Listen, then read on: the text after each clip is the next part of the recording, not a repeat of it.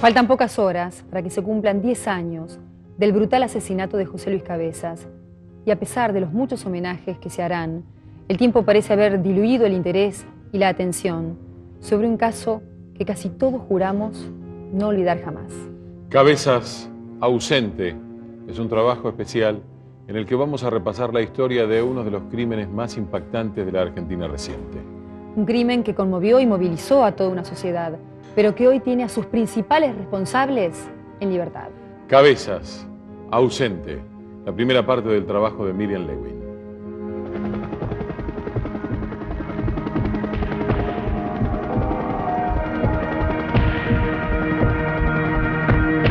Pinamar, enero de 1997. La ostentación, el glamour y la moda se codean con el poder político y empresarial de la Argentina. En ese enero, de esa Pinamar, 2 balazos y una llamarada al amanecer acabaron de manera alevosa con la vida de un fotógrafo. Fue en esta cava, al costado de un camino vecinal, a pocos kilómetros del balneario. Durante mucho tiempo, nada volvería a ser igual en el país. Un mensaje mafioso había cacheteado la frivolidad veraniega y llegado hasta lo más hondo del poder.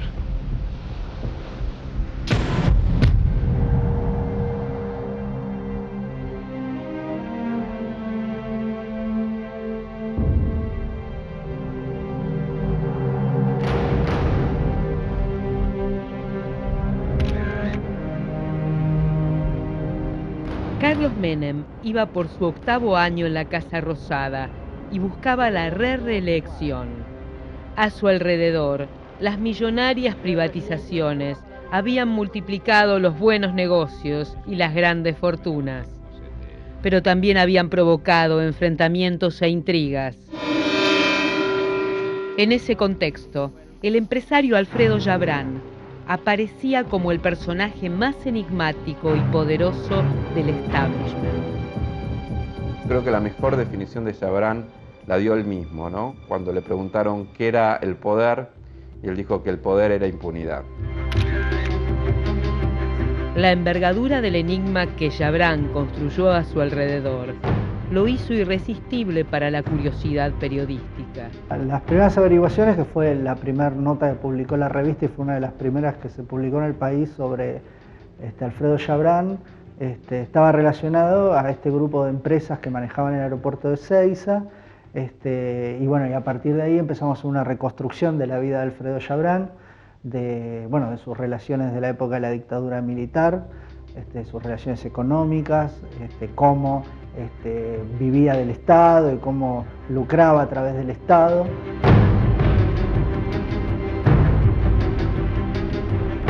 En 1991, la revista Noticias ya había publicado una nota bajo el título Un pacto de silencio. Allí difundió por primera vez un par de viejas fotos de Yabrán. Una de ellas, la de su graduación del secundario en Entre Ríos a los 18 años, la única que pudo conseguir.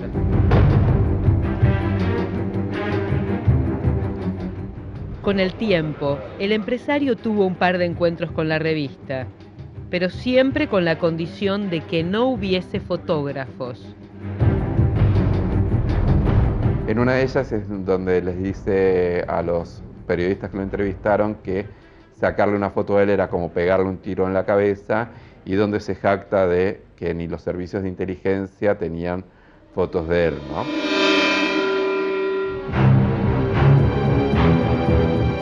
Algún tiempo después, en enero de 1995, Noticias publicó una foto actualizada de Yabrán.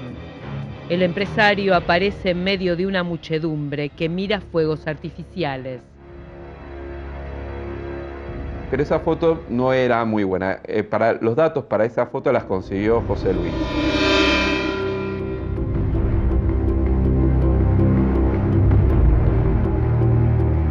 Al año siguiente, en 1996, La revista envió a la dupla conformada por el periodista Gabriel Michi y el fotógrafo José Luis Cabezas a cubrir la temporada en Pinamar con un objetivo concreto: conseguir, de una vez por todas, fotos del enigmático Chabrán. Bueno, y habíamos estado desde las 7 de la mañana haciendo una guardia en un montículo de tierra que hay allá detrás de unos arbustos, y desde ahí se pudieron hacer la primera tanda de fotos de Chabrán ingresando por esta escalinata a su casa. Por la tarde de ese día de febrero de 1996, hubo más fotos a Chabrán en el balneario Marbella. Bajo yo a mirar y lo veo a Chabrán sentado, pero tenía alguna duda porque como era una cara tan enigmática, entonces volví al auto y le dije a José Luis, mira, creo que es. Bajamos los dos a la playa y José Luis me confirma que era. Entonces vinimos aquí a este estacionamiento, nos paramos exactamente acá y tomamos la toma. Entonces tuve que hacer de trípode a José Luis porque con esos lentes se mueven mucho. Y él sacó las fotos que son las que se ve a Chabrán sentado en una reposera y un perro que va pasando por delante. Esa fue la primera de las tandas de fotos que se hizo en la playa.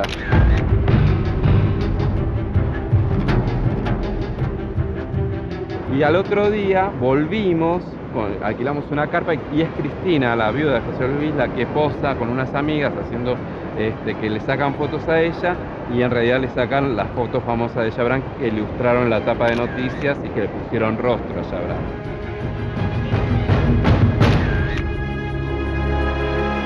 Entre aquella foto y el crimen, bueno, José Luis empezó a recibir amenazas en su casa. A pesar de las amenazas, Cabezas volvió a Pinamar, otra vez con Michi, para cubrir una nueva temporada. En diciembre del 96, es decir, un mes antes del crimen, el vocero del intendente de Pinamar, Alejandro Esgañán, le dice a José Luis que gente de Chabrán había estado tratando de averiguar su dirección en Buenos Aires. Días después, el comisario de Pinamar, Alberto Pedro Gómez, le hace un comentario a José Luis diciéndole qué linda que es tu gorda, refiriéndose a Candela, que en esos momentos tenía 4 meses, 5 meses. José Luis me lo cuenta, ¿no? Y yo le digo, sí, Candela es preciosa. Me dice, lo que pasa es que me parece que no la conoce. La del año 97 era la 5ª temporada de Cabezas en Pinamar. De tanto volver, se había enamorado de la ciudad y de quien sería su segunda mujer, Cristina.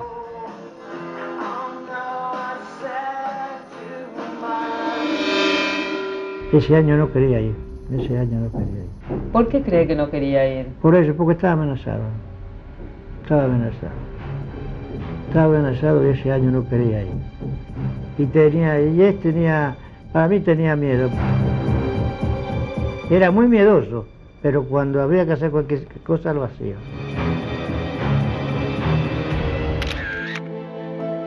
José Luis había nacido un 28 de noviembre de 1961 en Wilde, y su infancia fue igual a la de cualquier otro hijo de una clase media a la que no le sobraba nada.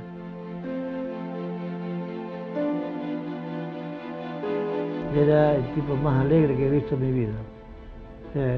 Era muy alegre. Siempre con la sonrisa, pero para todo, ¿eh?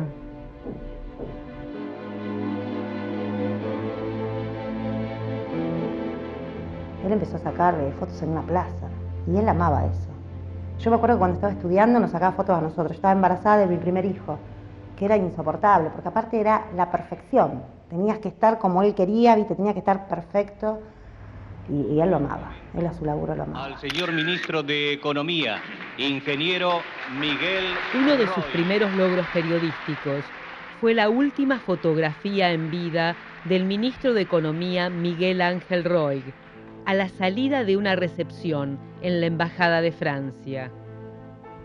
Entonces, por esa foto creo que se la mostró Noticias, que él no iba a trabajar en Noticias todavía, y la vendió y Noticias lo tomó.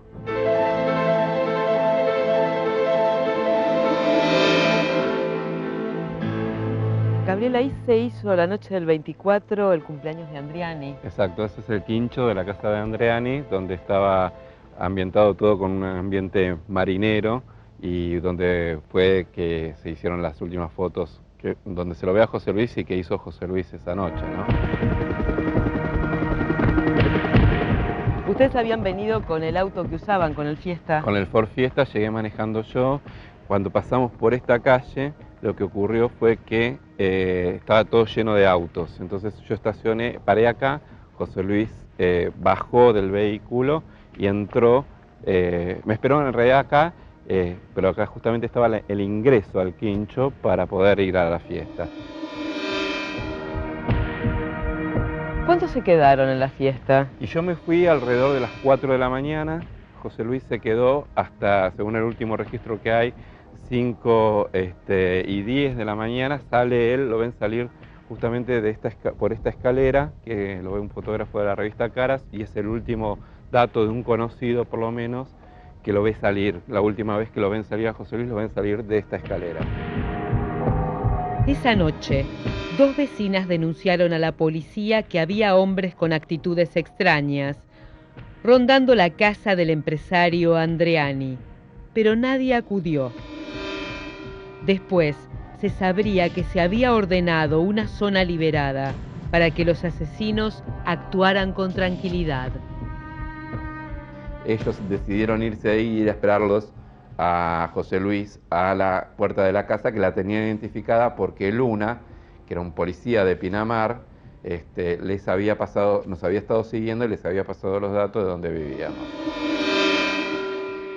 El operativo, que había empezado mucho tiempo atrás, con amenazas y averiguaciones sobre el fotógrafo, estaba por terminar en minutos. Él vivía en este edificio, estaciona el vehículo aquí en la puerta de su casa y acá lo estaban esperando Preyeso con los horneros, con el vehículo de Preyeso, que estaban estacionados en ese baldío que hay allí enfrente. El imputado Preyeso le entrega un arma de fuego. Usted, González, cuando ve pasar el automóvil ya se encamina en dirección al automóvil. Haga lo propio.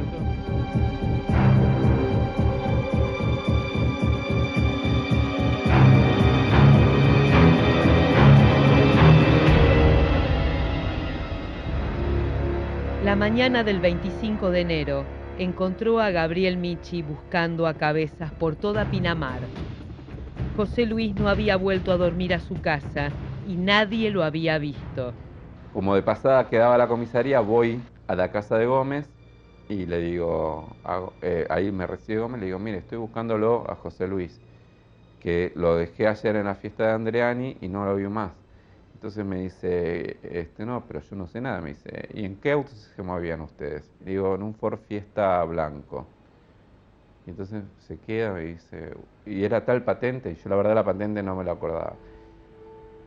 Y me dice, uy, uy, uy, y se mete corriendo. La casa de él estaba comunicada con la comisaría por un pasillo interno. Se mete corriendo y digo, ¿qué pasó? ¿Qué pasó? ¿Qué pasó? No puedo hablar, no puedo hablar. Llega ahí y me dice, me parece que tengo a su despacho, me dice, me parece que tengo una muy mala noticia para darte. Apareció una persona asesinada, digo, ustedes tienen que saber. Bueno, y ahí veo que habla con el handy, con la cava, donde estaban los otros policías, me dice, parece que tenemos identificada a la víctima. Sería un fotógrafo de noticias, llamado José Luis Cabezas. Mientras tanto, ajena a todo, la familia Cabezas disfrutaba de sus vacaciones en el campo. Le dice la nena de Gladys a mi marido, abuelo, terminate, cambiate que se va a terminar el corso. Dice, espera que quiero escuchar Independiente, dice José. Y pone mi yerno en la radio y dicen, han encontrado calcinado a un periodista de la revista Noticias. Nosotros como, ay, sí, José Luis Cabezas. Nos queríamos morir. Mi hija salió corriendo por el medio del campo a averiguar a ver si era verdad. ¿Por qué a José Luis? ¿Por qué en ese lugar? Algunas interpretaciones sugirieron que era un mensaje, por un lado, para el periodismo de investigación y por otro, para el entonces gobernador de la provincia, Eduardo Duhalde, que solía tomar ese camino cuando iba a pescar. Precisamente en la misma mañana del crimen, cuando todavía no había certeza de lo que había ocurrido, el entonces gobernador pasó con su camioneta por el lugar. Por aquellos días, la relación entre Duhalde y Chabrán no era la mejor. El empresario tenía muchos intereses en Pinamar, pero el más importante, el millonario proyecto de un puerto deportivo, había sido frenado por Duhalde, que tenía su propio proyecto.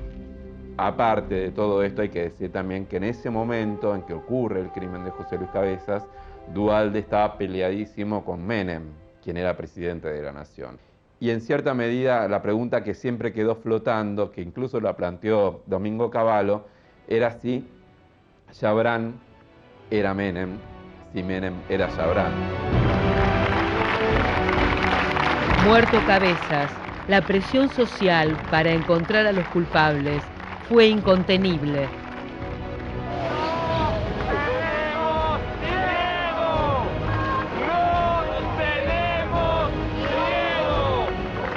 Pero la investigación iba a estar sembrada de pistas falsas y chivos expiatorios.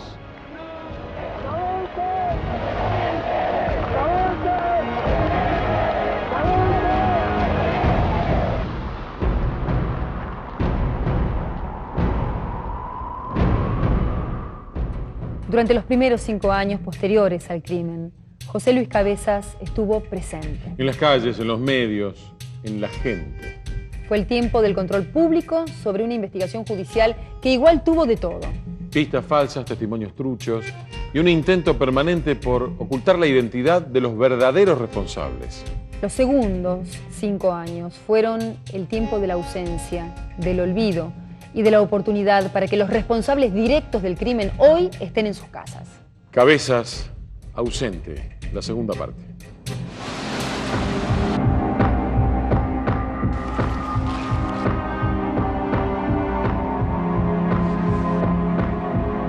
En pocos días, José Luis Cabezas se convirtió en una especie de mártir.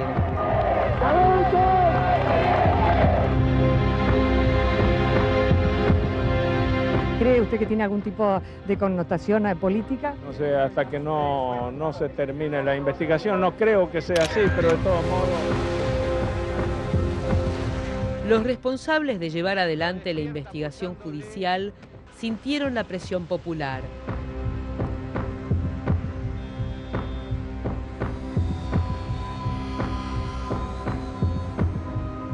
Pero no pudieron evitar ser parte de un sinfín de maniobras que entorpecieron todo con el fin de ocultar la verdad detrás del crimen. Yo siempre rescaté como experiencia que los casos en los que era difícil saber qué pasó eran por 2 causas principales. Una porque estaba involucrada la política, u otra porque estaba involucrada la policía. En este caso de José Luis se dieron las 2 circunstancias. Un expreso, Carlos Redruello, informante de la policía. Pero aquí trae videos y... Seguro, sin ninguna duda. Y que se preparen a todos aquellos que lo engañaron al juez. Involucró en el crimen a los Pepitos. Era un grupo de marplatenses relacionados con Margarita Di Tulio, alias Pepita la Pistolera, dueña de un cabaret del puerto. Y aparece este mitómano repugnante de Reduelo.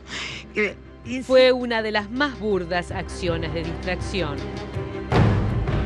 Toda la artillería de Chabrán, manejada a través de prestigiosos abogados, de prestigiosos estudios, se encargaban de incorporar pruebas falsas, desprestigiar a los testigos, hacer denuncias a las personas que iban a dar algún testimonio, perseguir a los testigos, a su familia, mortificar a los familiares.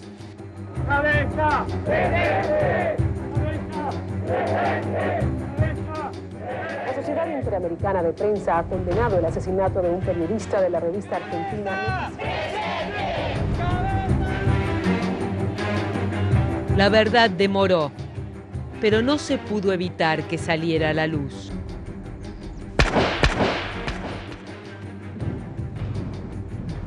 Cuatro delincuentes conocidos como los Horneros empezaron a comentar en su entorno su participación directa en el crimen. Involucraron al policía bonaerense Gustavo Preyeso. Al mismo tiempo, se empezó a cerrar el cerco sobre el aparato de seguridad de Alfredo Chabrán. ¿Por qué no contratan a sus custodios en el asesinato de Cabeza? Yo no tengo custodio, señorita. ¿Usted me ve con custodio? Él tenía su propia custodia doméstica, que era alrededor de 30 hombres, que era la que comandaba Gregorio Ríos, ¿no? Su jefe de custodia, que fue acusado por el crimen de José Luis Cabezas, que eran los que protegían a él y a su familia y a sus propiedades más inmediatas.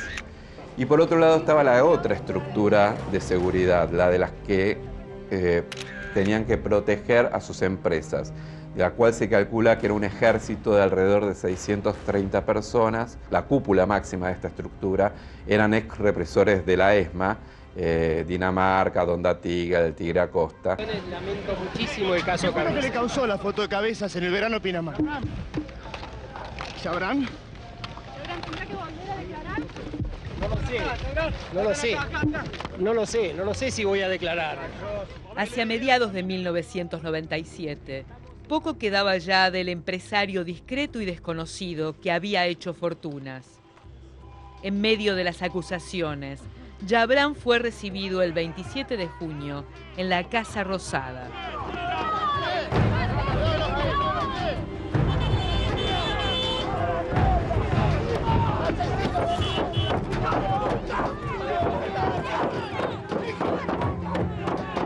El sistema Excalibur de entrecruzamiento de llamados telefónicos comprobó las conexiones entre los Horneros, la policía de la provincia y el jefe de seguridad de Chabrán, Gregorio Ríos.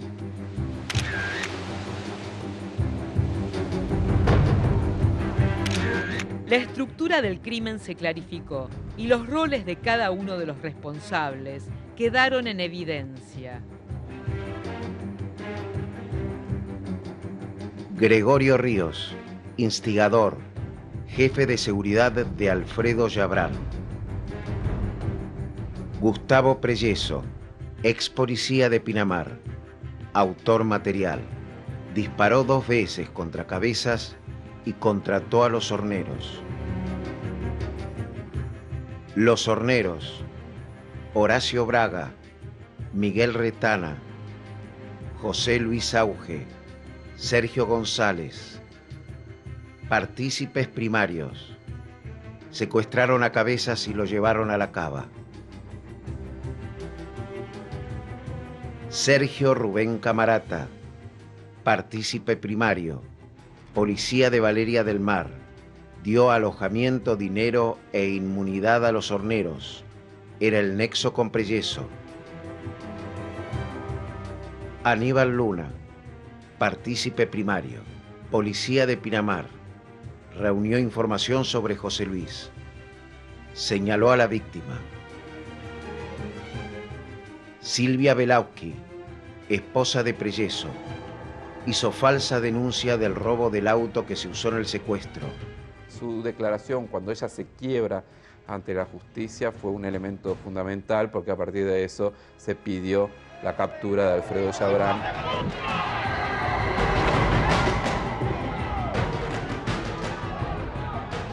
La citación a Alfredo Chabrán a declarar bajo juramento demoró mucho, tal vez demasiado, pero llegó. ¿En dónde se encuentra el empresario, doctor? Si supiera. ¿A dónde sería llevado? ¿Se lo notificaron? No. Vinieron a buscarlo y no hay noticias. Fue el 15 de mayo de 1998.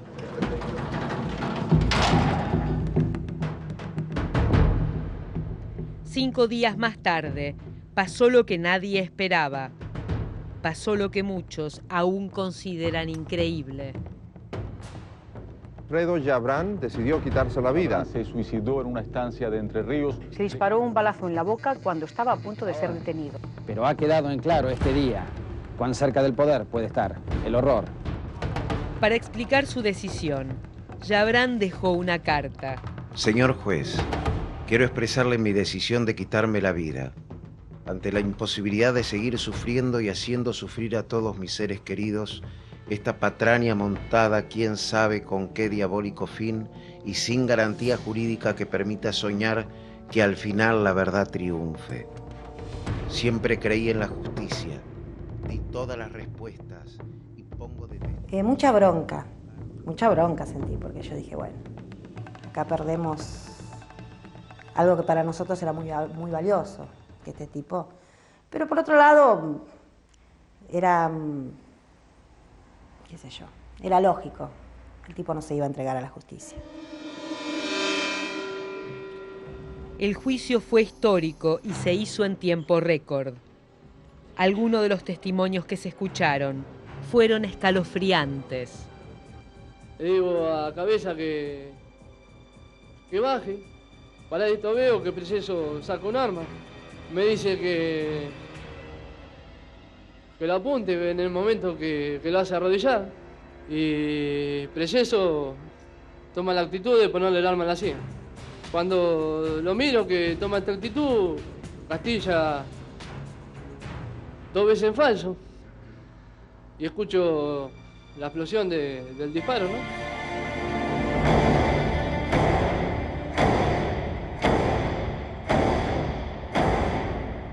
Agarra de tapa el bidón, me apunta y me dice, dale, rocialo.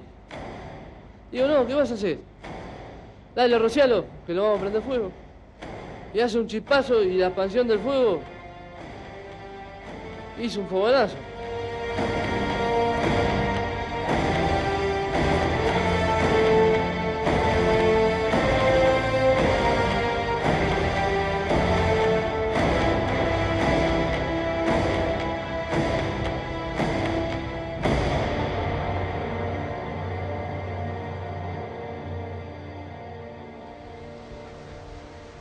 Durante el dictado de la sentencia, Cabezas volvió a estar presente y se honró su memoria.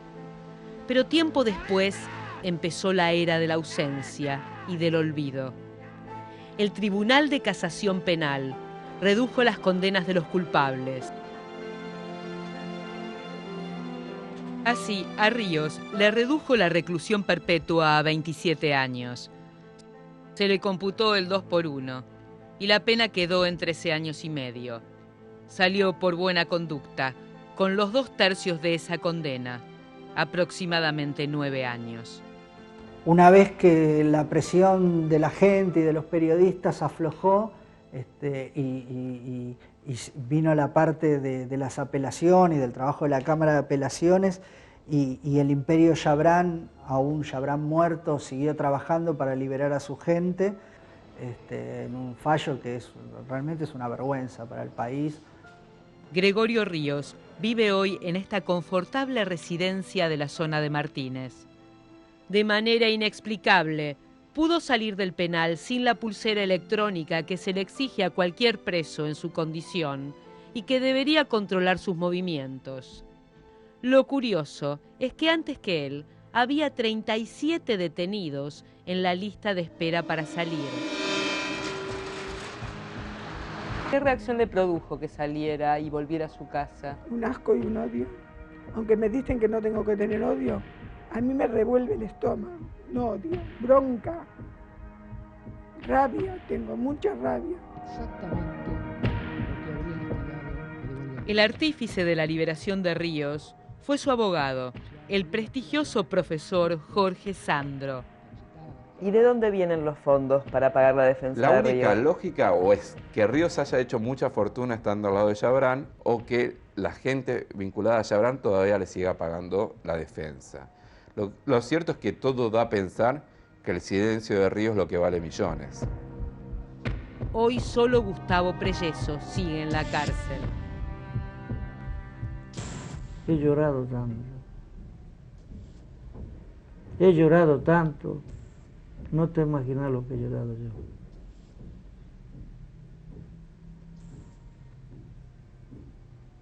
Yo sufrí mucho, yo sufrí mucho. ¿Sirvió para algo tanto sufrimiento? No.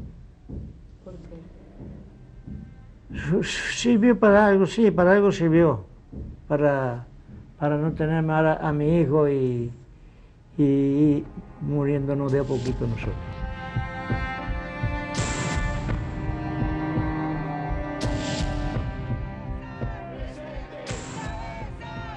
Durante 5 años, Cabezas estuvo presente en un país que clamó por la verdad. El tiempo fue diluyendo exigencias y fuimos ausentando a Cabezas de nuestra agenda. En estos últimos 5 años, pocos volvieron a acordarse de él y los condenados dejaron la cárcel y volvieron a la sociedad. Pasaron 10 años y, a juzgar por las respuestas del Estado, José Luis Cabezas está ausente.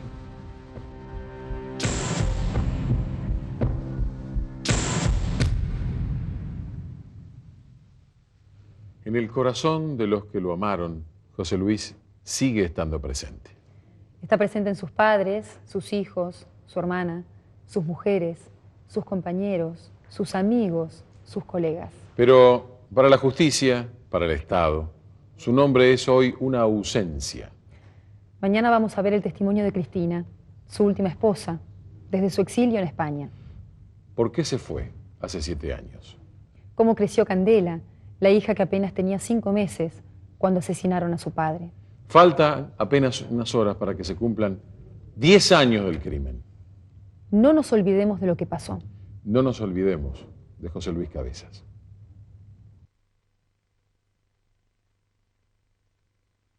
Hace 7 años y medio, Cristina, la segunda y última esposa de José Luis, se fue de la Argentina junto a su pequeña hija, Candela. Se fueron a una isla de España para empezar a rehacer sus vidas. Candela tenía solamente 5 meses cuando mataron a su papá. 10 años, madre e hija están aprendiendo a vivir con una ausencia, una década después. El exilio, el hombre, el crimen, Candela, los recuerdos, muchos temas. De todo eso habla Cristina, la mujer que no olvida. Cabezas ausente, tercera y última parte de este trabajo especial de Telenoche.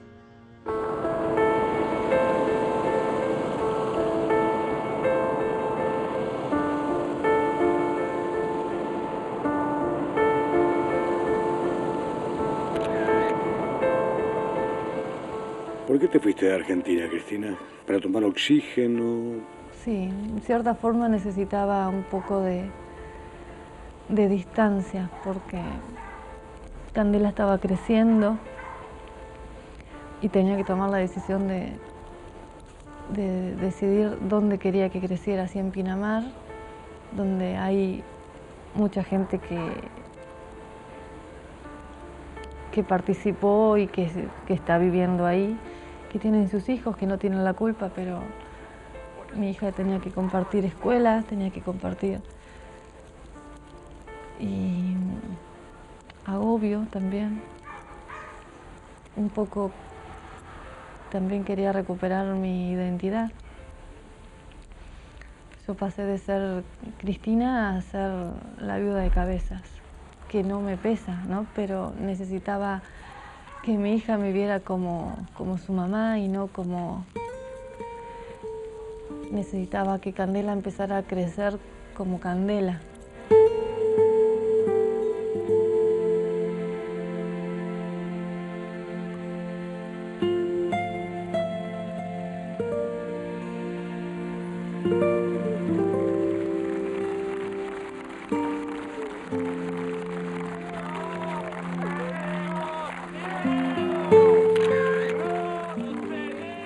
Te propusiste que esto no se olvidara, ¿no?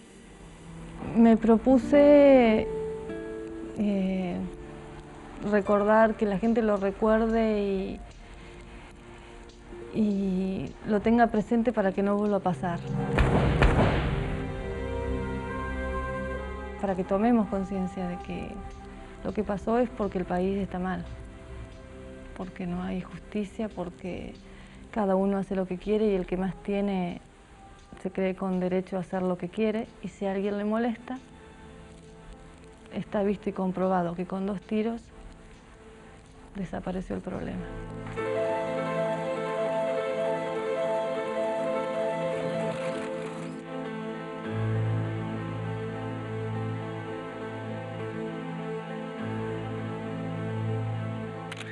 Contame, ¿cómo lo conociste a José Luis? Él estaba haciendo temporadas en Pinamar y yo en ese momento estaba trabajando en un hotel, justo en el hotel donde él se alojó ese año. Y estaba en recepción, un poco ahí haciendo relaciones públicas. Y bueno, y él consultaba, tengo que hacer esto, ¿dónde puedo ir? Necesito aquello, ¿dónde puedo buscarlo? Y bueno, dándole información, a veces indicándole y a veces, bueno, yo te acerco y así nos conocimos y decimos. Se hacía el perdido constantemente. Y me parece que nos perdíamos mucho. Sí.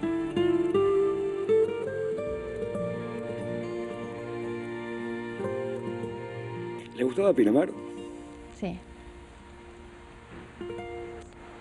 Le gustaba Pinamar. Lamentablemente fue en Pinamar donde le pasó lo que le pasó, pero le gustaba Pinamar. Le gustaba mucho lo que hacía, ¿no? Esto de seguir al personaje, de ser pata de su compañero, ¿no? Generalmente en Pinamar estaba con Gabriel.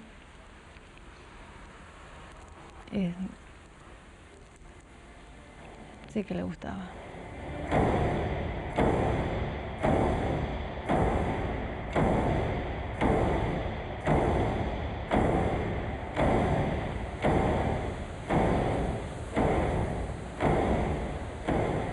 Decime, en el 96 empezaron las amenazas.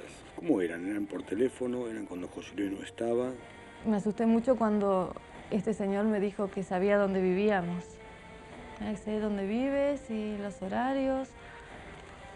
Y ya te digo, yo ya tenía 8 meses de embarazo y eso me preocupaba. ¿Siempre era la misma persona? La voz era la misma, sí. ¿Por qué dice que se lo acusa usted? No, a mí no me acusan. ¿Quién me acusa? ¿Usted?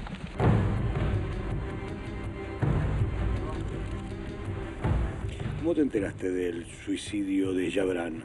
¿Dudaste en algún momento que no fuera él? Claro que sí. Sí. Es que yo no lo vi muerto y se dijeron muchas cosas, ¿no? Se dijeron que se había destrozado la cara, que no se podía reconocer, pero a José Luis lo quemaron. Después de los 2 tiros, lo quemaron. Y yo tengo mis dudas si estaba vivo todavía cuando lo quemaron. Y así mismo, carbonizado como estaban, lo pudieron reconocer. Como con Jabrán no se sabe porque yo la verdad que no creo que esté muerto.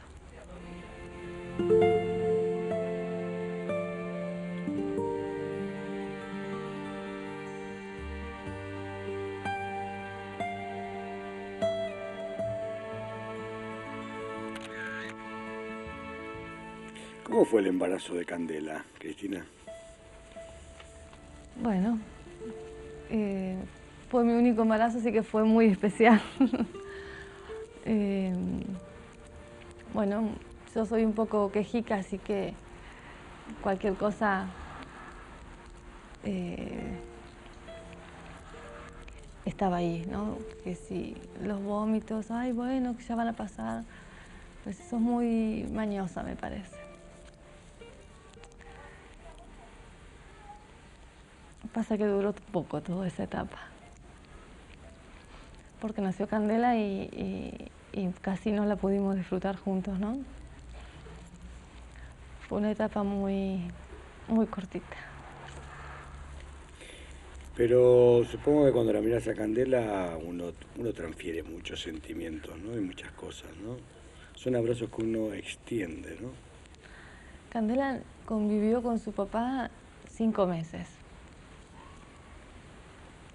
Por lo que aprender de su papá te puedo decir nada. No pudo conocerlo en ninguno de sus aspectos.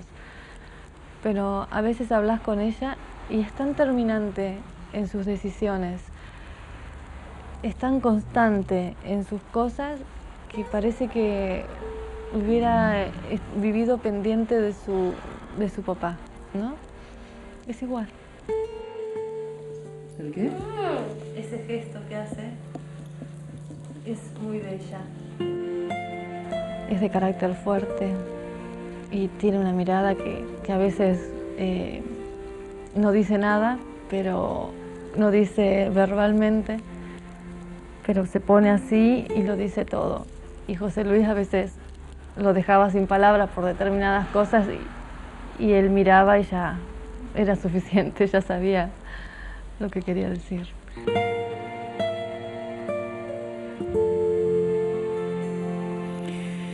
¿Cómo se hace para que el odio o el dolor no te gane la vida, Cristina?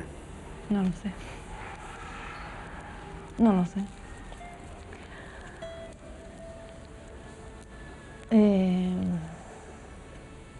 Se intenta. Yo intento cada día seguir viviendo por mí, por mi hija, por lo que a él le gustaba, la vida. Abrí. No, ese no, cabeza, ese no es el que tenés que cortar.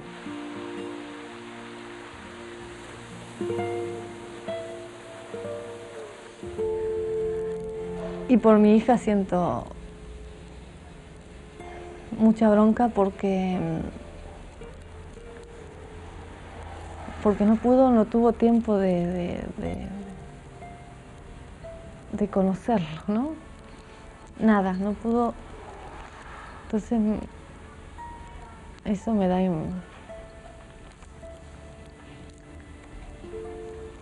Y nada, se sigue. ¿Cómo se le explica eso a una hija? ¿Cómo se le explica? En esto yo tuve la suerte y la desgracia de que Candela era chiquita. Entonces, la desgracia por lo que te decía de recién, que no pudo disfrutar de su papá. Y la suerte de que era chiquita. Entonces, siendo un bebé, teniendo 5 meses, yo ya le dije lo que nos había pasado. Le fui contando poquito y así fue creciendo y contándole lo que se le podía contar, ¿no? Y aparte lo vivía porque ella aprendía la tele cuando ya tenía 1 año y medio, 2 años, y en los noticieros cada tanto ponían las fotos. Todos los 25 los medios nos llaman a casa, entonces ella fue creciendo un poco con la historia, ¿no?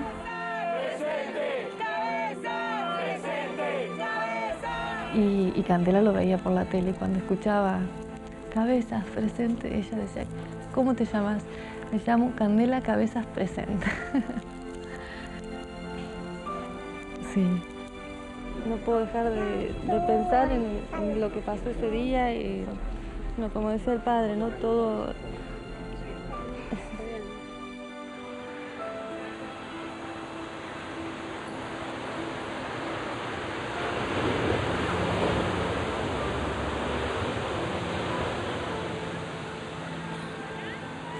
Mis suegros es el día de hoy que no pueden ir a ningún sitio sin que los reconozcan y que los abracen, que les den un apretón, sin palabras. Es impresionante. Te dan la mano fuerte y te dicen fuerza. Y otros, bueno, pasan, ¿no? Pero es algo que cuando uno dice, ¿para qué vas a seguir luchando? ¿Para qué tanto sacrificio de ir, venir, hacer esto? Y luego te encuentras con la gente y dice, el 25 vamos todos a tal sitio. Y dices, caramba. Y dices, vamos.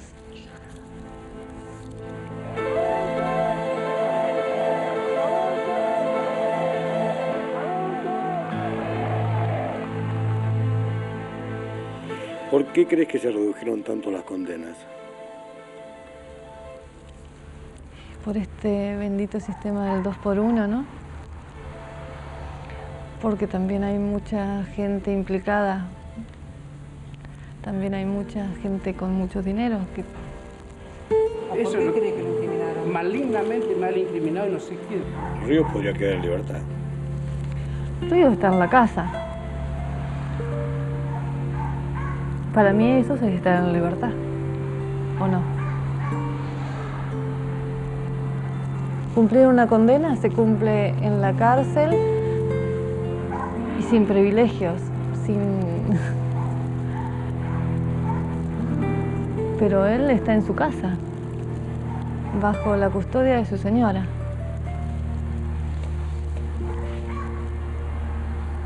Si eso es cumplir una condena por un asesinato, para mí es una tomada de pelo, es una burla. Es que se siguen riendo después de todo lo que hicieron, es una burla.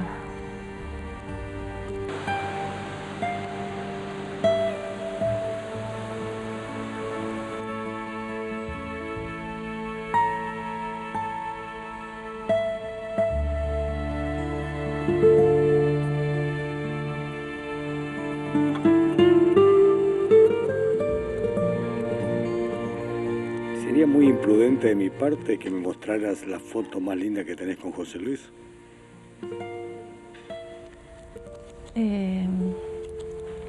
No sé si la tengo a mano. Bueno, Cristina. Tendría que buscar. La tengo. Aparte es una foto que nos hicimos.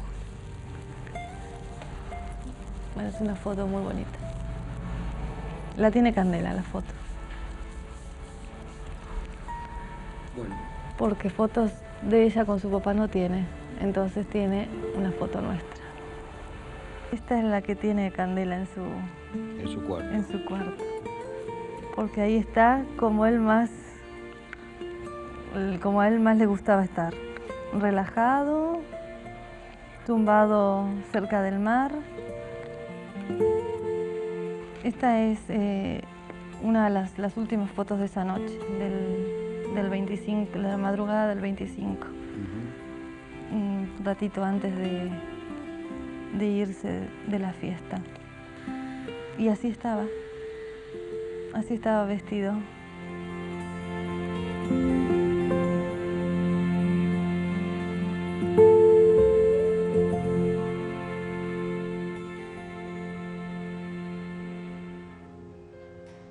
Gracias, Cristina, por compartirlo con nosotros.